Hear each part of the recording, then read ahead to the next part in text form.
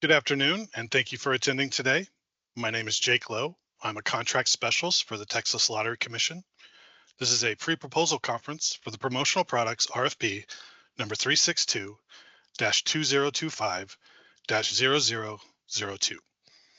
On the panel today, we have Hub Coordinator Eric Williams, Senior Contracts Attorney Lee Gary, Advertising Media Coordinator Lisa Perez, Contracts and Procurement Manager Juanita Riley.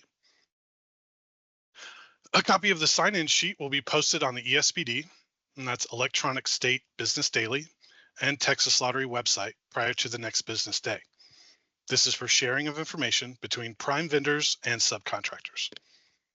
Communication will be primarily through the ESBD and Texas Lottery website. Emails will be used for the RFP. We strongly advise you to check with your IT department to ensure that our emails will not be filtered away. Some businesses block out the phrase lottery, so you won't be able to receive emails from the Texas Lottery Commission if the filter does not allow it to come through. This conference is being recorded. You will be allowed to ask general questions at the end of each part. Please use the raise your hand feature and we will enable your mic to allow you to ask your questions. Our Contracts and Procurement Manager, Juanita, will be monitoring the Q&As. We will review the recording after the conference and restate the questions and answers in the Q&A document, which will be released in accordance with the schedule of events. We will give our best responses to your questions today. However, any questions we cannot answer today will be answered in writing and will be included in the Q&A document. Please note, the written Q&A document is our final answer. Following this conference, if you think of any additional questions, you have an opportunity to submit these in writing. These are your opportunities to ask questions, and we encourage you to do so regarding the requirements of the RFP. If you are unaware or unsure of the language written in the RFP or need further clarification, this is your chance to receive the information you need. After proposals are received, it is in the Texas Lottery's time to ask questions and or seek clarification if needed. Please note that any oral communication that would alter or amend the RFP as written is not binding. Any and all changes or modifications to the RFP will be made in writing and posted on ESBD and the Texas Lottery's website. You are encouraged to check these websites throughout the process and once more before submitting a proposal. Please note that there may be several RFPs posted on the TLC website at one time, so be sure that you are reviewing the correct RFP for updates. This RFP is open to any and all vendors who perform these services. To submit a proposal, you do not have to be registered on the CMBL, that's Centralized Master Bidders List, be Hub certified, nor is there any approved vendor list. We will now briefly review the RFP by parts. While we may discuss only certain sections or provisions of the RFP during this conference, all sections and provisions of the RFP are important, and you should read and understand the entire RFP before submitting your proposal. You will have an opportunity to ask each part to ask general questions. We will begin with part 1, general information. Under the purpose section, section 1.1.2, the Texas Lottery has identified promotional products that may be ordered under any contracts as a result of this RFP. Proposers must be able to provide all the promotional products listed either directly or through subcontracting. The Texas Lottery desires to select multiple successful proposers. Section 1.2, background. A history of the promotional product purchases can be found in Attachment J. This includes the promotional item, year purchased, use for that item, and estimated quantity. This gives you an idea of some of the quantities and items we have ordered in the past. Section 1.5, schedule of events. This section includes critical dates for this procurement. If there are any changes to these dates, up to the deadline for proposals, an amendment will be posted on the ESBD and Texas Lottery's website. Section 1.8, proposals subject to the Texas Public Information Act. Because we are a state agency, proposals are subject to the Public Information Act, aka Open Records Act. During the procurement process, we will not release any information contained in your proposal. However, after the contract is awarded, your entire proposal is subject to this act and is considered public information. If there is any information in your proposal that is confidential or exempt from disclosure under the Texas Public Information Act, you must mark it as confidential. Examples of confidential information may be financial information or information that you consider trade secret or proprietary. It is important to mark every applicable page and/or section that you consider confidential, and if possible, mark which exception of the Texas Public Information Act it falls under. The Public Information Act is located under the Texas Government Code, Chapter 552. Also, you cannot mark your entire proposal confidential. The Public Information Handbook is located on the Office of the Attorney General's website, which lists all the exceptions. If you have any information that you consider confidential, please respond to Section 1.8 and list the information, including a brief commentary or justification, in addition to marking individual sections and/or pages. Juanita, are there any questions on Part 1? Jake, there are no questions for Part 1.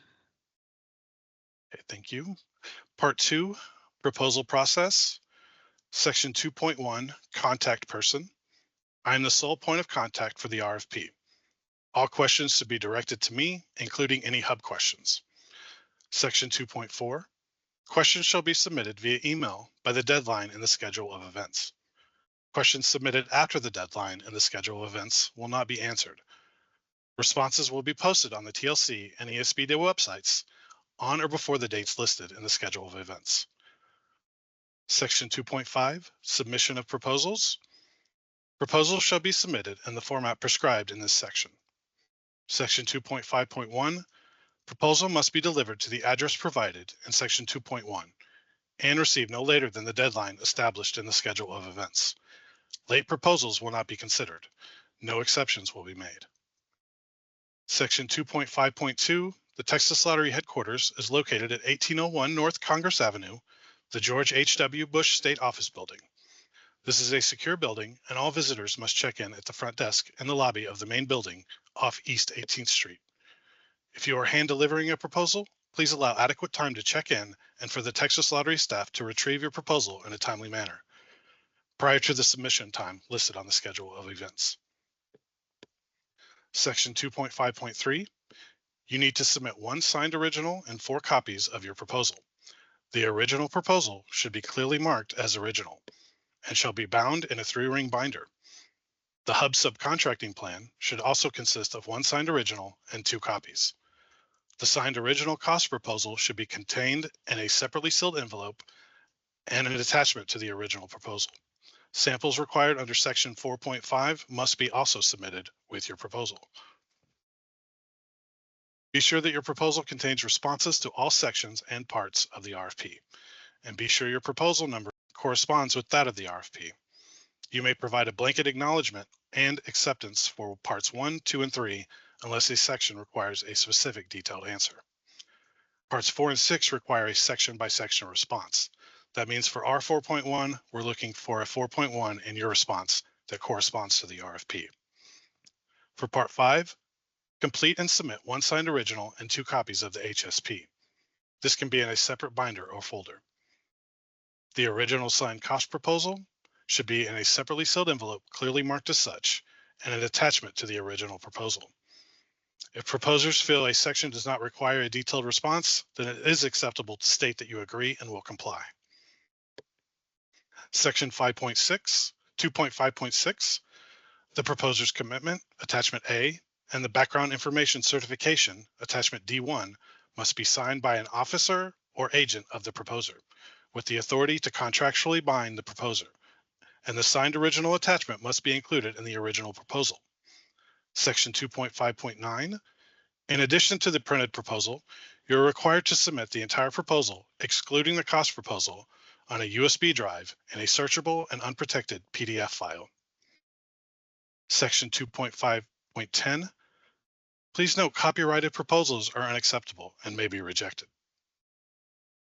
Section 2.6, response format and contents.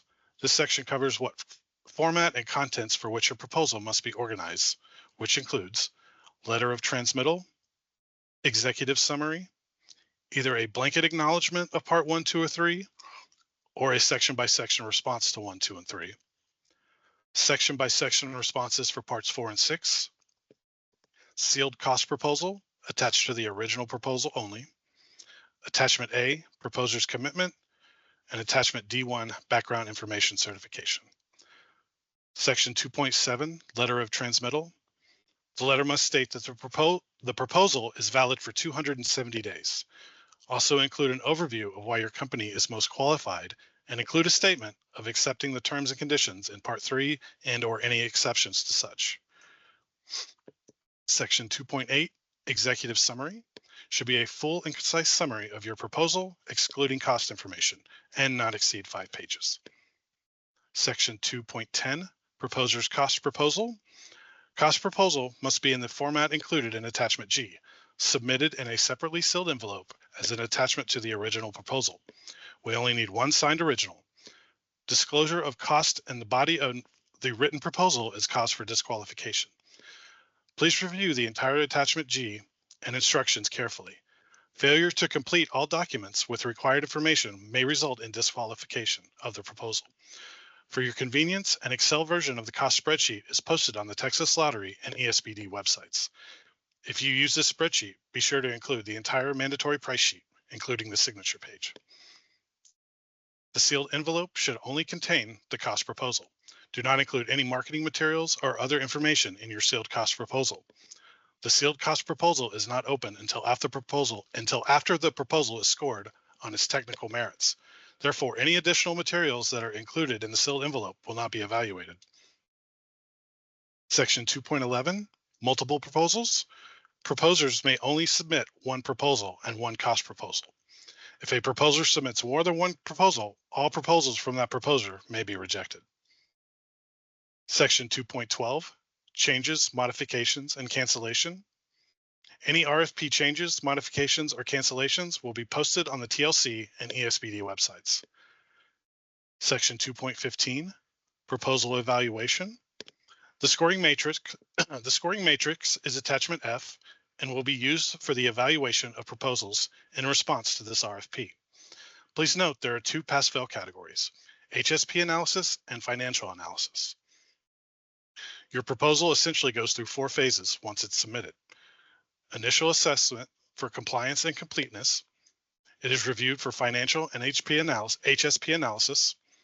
It is reviewed and evaluated for its technical merit, and the cost proposal is open and reviewed. If at any given time your proposal is disqualified, you will receive a notice stating as such. Section 2.16, samples. Each proposer shall include with its proposal all samples as stated under 4.5. Failure to provide all samples may result in disqualification of the proposal. Juanita, are there any questions to Part 2? Jake, there are no questions to Part 2. Part 3, contractual terms and conditions. This part describes the terms and conditions which apply to the procurement process and which will become part of the contract executed pursuant to this RFP. Please read over this entire RFP document to ensure that you fully understand and will comply with all provisions. Any exceptions to the RFP should be clearly stated in the letter of transmittal, providing specific and detailed reasons for each exception, along with suggested alternative language. The contract resulting from the RFP will incorporate the RFP, any amendments, the questions and responses, the contractor's proposal, and the cost proposal. Please note a performance bond is required under RFP Section 3.37 and is required under the State Lottery Act.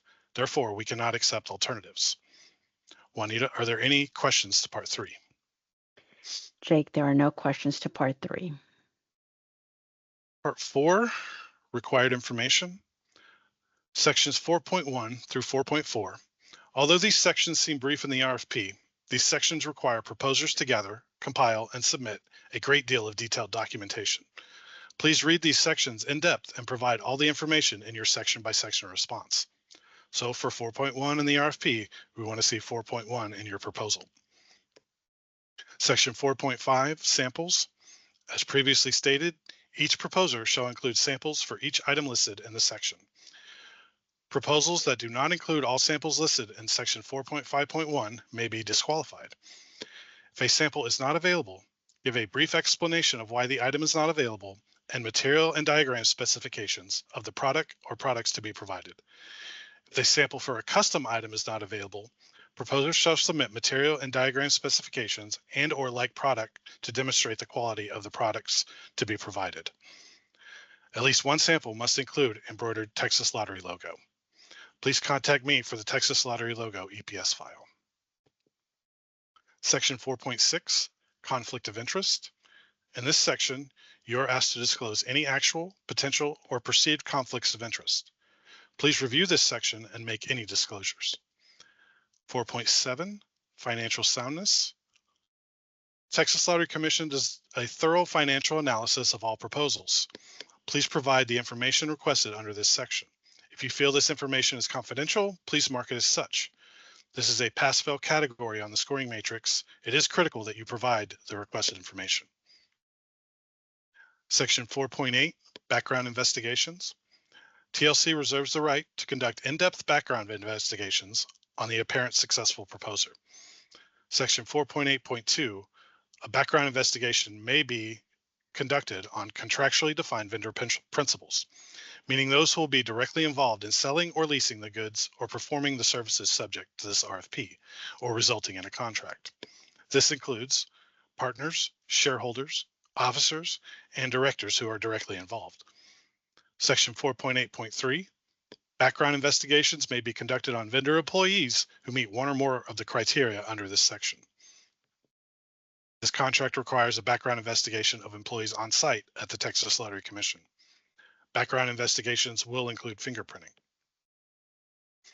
The apparent successful proposer may be required to complete background forms by the prescribed time after the written successful proposer by the Texas Lottery.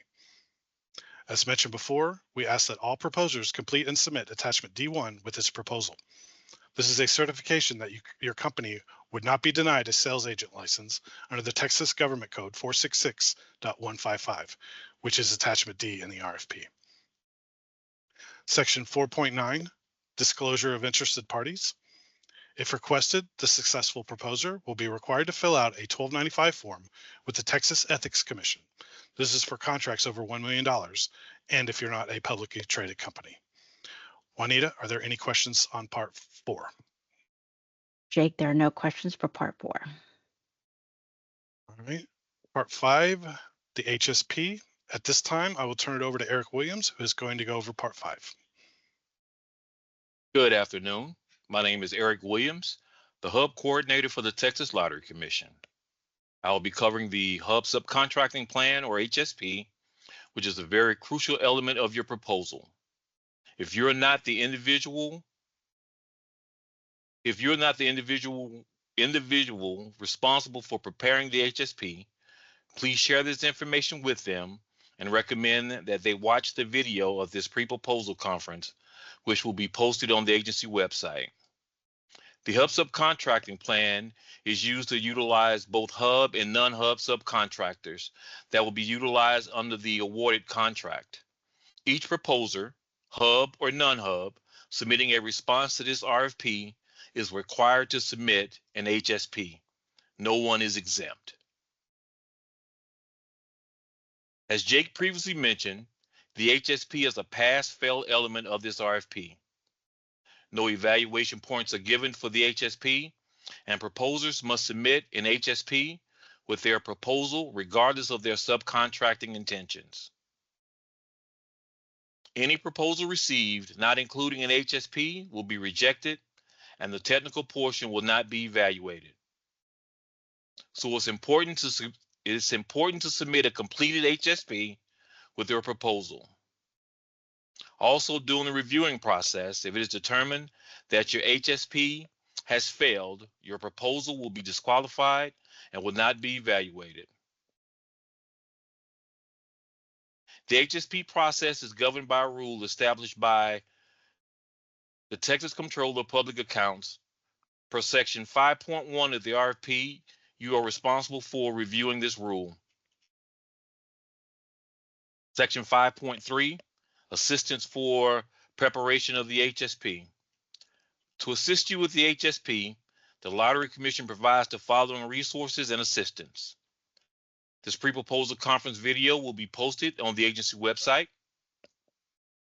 A copy of the TLC's pre-proposal, pre-bid proposal conference booklet regarding HSP requirements is available on the agency's website.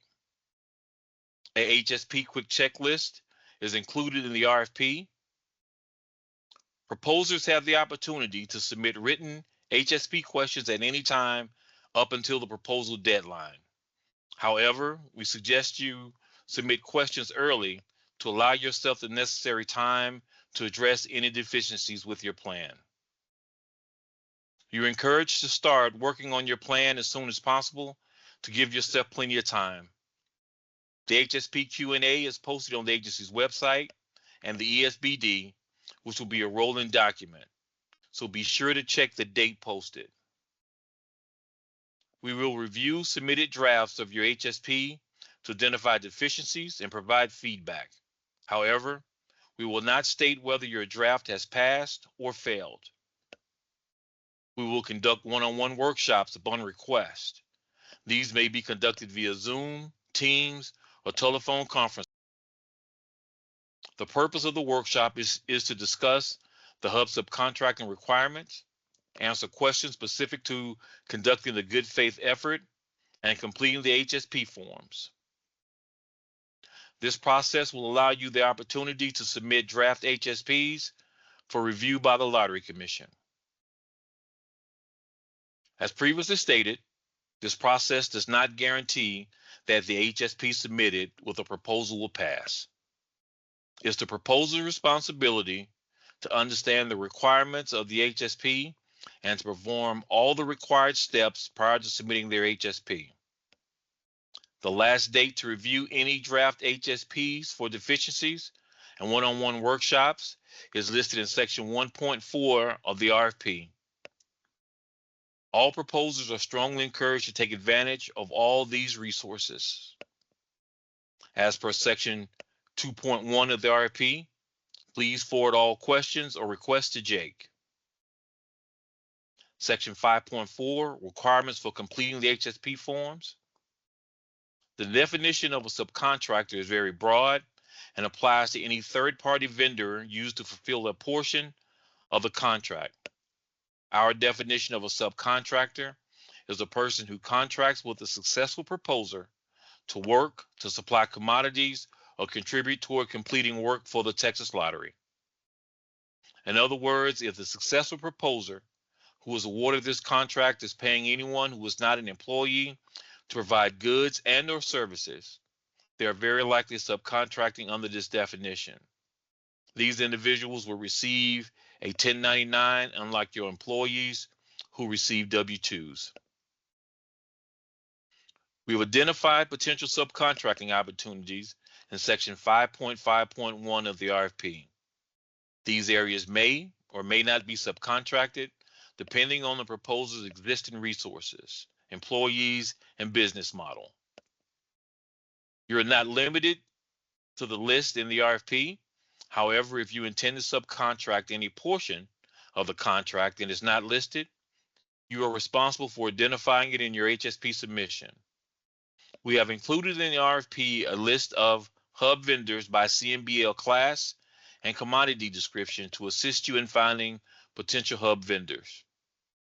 The Lottery Commission does not endorse, recommend, or attest to the capabilities of any company or individual listed within the RFP or the CMBL Hub search directory. Proposals who intend to subcontract any portion of the contract must indicate on the HSP form that they intend to subcontract and must perform one of the 3 good faith effort methods. The goal of the good faith effort is to actively involve hubs in the Texas procurement process and ensure they receive a fair share of state business. Please check the appropriate boxes in section 2, the respondent's subcontracting intentions on the HSP form, and perform one of the 3 good faith effort methods. The optional quick checklist will assist you in determining which of the 3 methods you should use. Good faith effort method A has 2 options. Method A, option 1. This option is for the proposer who will use only Texas certified hubs for all their intended subcontracting opportunities listed in the respondent subcontracting intention section on the HSP forms. If you use this method, please verify online that the hub vendor is currently an active hub listed on the CMBL. Method A, option 2, meeting the specified hub contract goal. This option is for the proposer who will use a combination of Texas certified hub vendors and non-hub vendors for their identified subcontracting opportunities listed in the respondent's subcontracting intention section on the HSP forms. However, the specified hub contract goal of 21.1% can only be met by subcontracting opportunities awarded to the Texas certified hub vendors. If you use this method, please verify online that the hub vendor is currently an active hub listed on the CMBL. Method B, good faith effort outreach. This option is for the proposer who will perform the good faith effort outreach for each identified subcontracting opportunity listed in the respondent subcontracting intention section on the HSP forms. And this is done by providing written notification to at least 3 Texas certified hubs per subcontracting opportunity, providing those 3 Texas certified hubs at least 7 working days to respond, excluding the day the solicitation was emailed, mailed, or faxed to the hub vendors, weekends, holidays, and any other day the executive director has closed the agency. Providing the scope of work for each identified subcontracting opportunity for hubs to determine whether they are interested or can provide the required service. Providing a location where the specifications are located, i.e., a link to the posting on the ESBD or a physical location. Information regarding insurance and bonding requirements if applicable. And also providing written notification to a minimum of 2 minority women trade organizations and/or business development centers, providing them the same information as previously stated regarding allowing 7 working days to respond to the written notification, the scope of work, and providing a location where the specifications are located. If any proposer is a mentor in a state of Texas mentor protege program, submitting his protege, who must be a state of Texas certified hub, as a subcontractor to perform any subcontracting opportunity listed in the respondent subcontracting intention section on the HSP form constitutes a good faith effort. Proposers using this method must perform outreach even for areas where the proposer has a pre-existing or exclusive subcontracting opportunity that will be used in the performance of this contract. If you use this method, again, please verify online that the hub vendor is currently an active hub listed on the CMBL. Proposals who indicate that their company will not be subcontracting any portion of the contract and will be fulfilling the entire contract with their own existing resources, including its own equipment, supplies, materials, and/or employees, will be self-performing. Keep in mind that a pre-existing subcontractor relationship is considered subcontracting, in which case you cannot claim self-performance.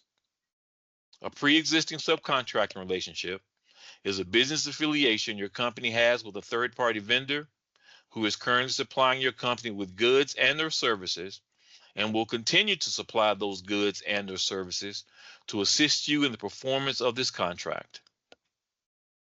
If you determine that your company is capable of fulfilling the entire contract with your own equipment, supplies, materials, and/or employees, please check the appropriate box in the respondent subcontracting intention section on the HSP forms. Complete section 3, the self-performing justification section, by providing a detailed explanation of how your company will perform the entire contract with its own employees, supplies, materials, and/or equipment as it relates to Part 6 of the RFP, the scope of services. And complete section 4, the affirmation on the HSP forms prior to submitting the HSP with your final proposal. Our evaluation process for proposals received on or before the deadline for proposals is to review and evaluate the HSP and all supporting documentation to determine if the HSP has passed or failed. Our review, we may request clarification of information or representations in your submitted HSP. Again, there are no evaluation points assigned to the HSP. It is strictly pass or fail element. If it is determined that your HSP has failed, the technical portion of your proposal will not be evaluated. Following the award of contract, any proposed changes to the HSP must be submitted for review and approval by the agency. A written change approval form will be provided by the agency. Subcontracting without prior authorization is a breach of contract. Monthly subcontracting expenditure reports are required as a condition of payment. Also, the successful proposer must provide written notice to each subcontractor, informing them of their selection. A copy of this notice must be provided to the Lottery Commission no later than 10 working days after the contract award, as stated in section 5.6.1 of the RFP. This notice must specify at a minimum the contracting agency's name and its point of contact for the contract, the contract award number, the subcontracting opportunity to be performed, the appropriate dollar value of the subcontracting opportunity, and the expected percentage of the total contract that the subcontracting opportunity represents. Again, we strongly encourage you to take full advantage of all the available resources to assist you with your HSP submission. Once you submit your HSP with a proposal, there is no opportunity to address any deficiencies. Please consult the schedule of events and make sure that you know which dates are critical in terms of preparing and submitting the HSP. In closing, I'll remind you again, if you're not the person who is responsible for completing the HSP, please share this information with them, as well as let them know that today's pre-proposal conference will be available for view on the agency website. Please submit questions regarding the HSP after this conference in writing, and they will be answered and posted on the agency's website and the ESBD. HSP questions can be submitted up until the deadline for proposals, which is listed in section 1.4 of the RFP. Juanita, are there any questions to part 5 of the RFP? Eric, there are no questions to part 5. Thank you, Juanita. And I'll turn it back over to Jake. All right, thank you. All right, part 6, scope of services. Part 6 requires a section-by-section response. I will not be going into detail on this section. This is your opportunity to tell us how you will perform the services described in each section. It is not enough to say that you can do something. Tell us how you will do it. Provide examples of the techniques you've used for success in the past. Proposers need to demonstrate the ability to do the work requested. If you feel a detailed response is not required, it is acceptable to state that you agree and will comply. Juanita, are there any questions on part 6? Jake, there are no questions for part 6. We are towards the end of our conference. Please use the raise your hand feature for any additional questions you can submit or you can submit questions in accordance with the schedule of events. Here are some final reminders. All scope of service questions must be submitted in writing via email to me by the deadline in the schedule of events. Scope of service questions that are not submitted in writing by the time and date specified will not be answered. If you have a question on the RFP process, you can contact me and I may be able to respond. Generally, this is the case for all sections except part 6, but don't hesitate to ask. Make notes of all dates in the schedule of events. Proposers are responsible for checking the ESBD and TLC websites for any and all notices, amendments, and Q&A responses regarding this RFP. We will not directly email these to you. Prior to submission of your proposal, please review the entire RFP carefully to ensure that you submit information and/or documentation. The pre-proposal conference video and sign-in sheet will be on the ESBD and TLC website prior to the end of the next business day. Juanita, are there any final questions before we go? Yes, we do have a couple of questions. And William, your mic is enabled, so you can unmute your mic to ask your question.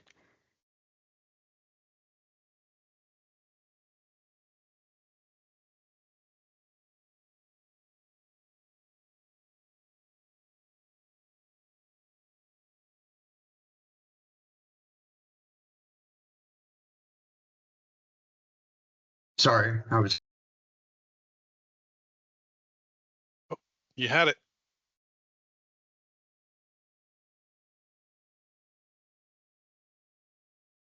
Try to unmute your mic again.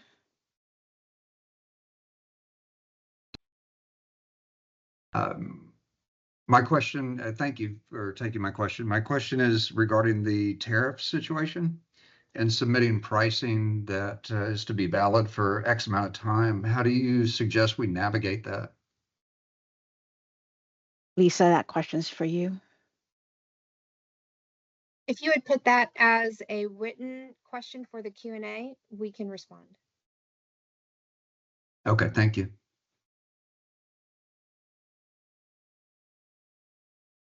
All right, and we have one more question. Give me 1 minute.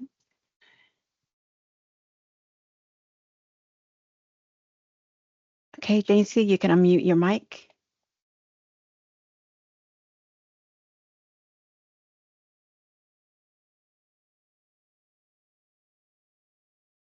JC, darling, you can ask your question. You can unmute your mic now.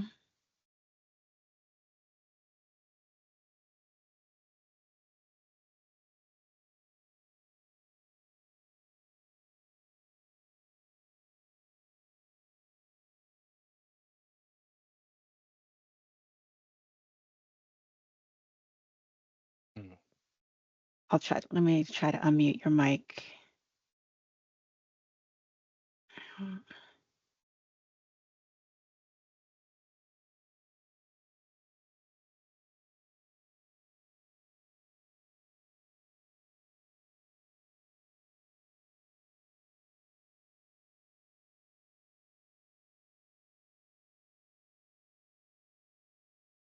JC, if you try to click on the 3 dots in your box, if you right click, you should be able to unmute your mic.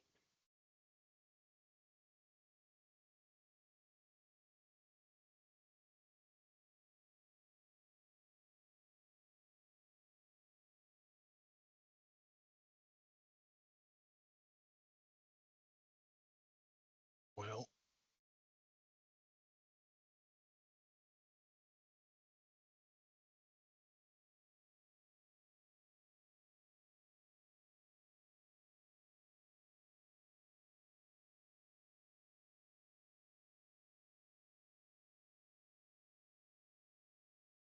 okay. Okay, you can ask your questions during the Q&A period. Jake, there's no other questions at this time. Okay. Well, this concludes our conference. Thanks again for your attendance and have a great day.